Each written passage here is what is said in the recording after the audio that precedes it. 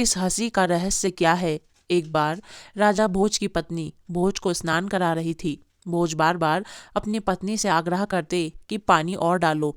इस पर उनकी पत्नी जोर जोर से हंसने लगी। राजा ने पूछा कि तुम क्यों हंस रही हो। इस पर उसने कहा कि ये बताने की बात नहीं है। लेकिन राजा अड़ गया कि तुम्हें बताना होगा। तब उसने कहा कि ये बात मैं नहीं, मेरी बहन बताएगी। उल्लेखनीय है कि भोज की पत्नी उस ज्ञान को जानती थी जिसमें पूर्व जन्म का ज्ञान होता है। उसकी बहन भी इस ज्ञान को जानती थी, पर क्योंकि इस ज्ञान का संसार के नातों से कोई संबंध नहीं होता, इसीलिए कोई कितना भी सगा हो उसे ये ज्ञान नहीं बताते। बताने पर यह ज्ञान नियम विरुद्ध हो जाने से चला जाता है। राजा भोज अपनी भारी जिज्ञासा के चलते अपनी साली के घर पहुंचा। वहां उस वक्त कोई कार्यक्रम चल रहा था, अतः राजा बात पूछ न सका। फिर फुर्सत मिलते ही राजा ने वह प्रश्न अपनी साली से कर दिया। तब उसने कहा कि तुम्हारी बहन ने कहा है कि बार बार पानी डालने की बात पर हंसने का रहस्य मेरी बहन बताएगी। तब राजा की साली ने कहा कि आज आधी रात को बच्चे को जन्म देते ही मेरी मृत्यु हो जाएगी। इसके 18 साल बाद मेरे पुत्र जिसका आज जन्म होगा उसकी पत्नी तुम्हें ये राज बताएगी। राजा ने बहुत हठ किया, पर इससे ज्यादा बताने से उसने इनकार कर दिया। ठीक वैसा ही हुआ।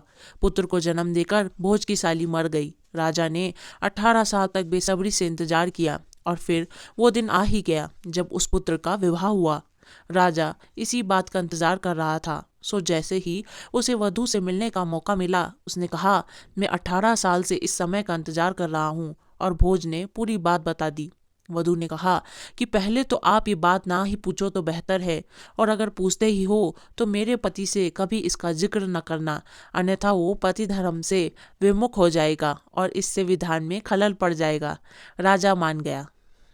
तब उस वधू ने कहा कि आज जो मेरा पति है, 18 साल पहले इसे मैंने ही जन्म दिया था। तुम्हारी पत्नी इसीलिए हंस रही थी कि इससे पहले के जन्म में जब तुम उसके पुत्र थे, वह तुम्हें बाल अवस्था में नहलाने के लिए पकड़ती थी, तब तुम नहाने से बचने के लिए बार बार भागते थे, और आज स्वयं तुम पानी डालने को कह रहे थे। इसीलिए उस जन्म की बात याद कर वो हंस रही थी। उसने या मैंने उसी समय तुम्हें ये बात इसीलिए नहीं बताई कि वैसी अवस्था में तुम उसे पति मानने के धर्म से विमुख हो सकते थे। यह बात सुनते ही राजा में गहरा वैराग्य जागृत हो गया और अपनी पत्नी के हंसने का कारण भी पता चल गया। यही प्रभु की अजीब लीला है।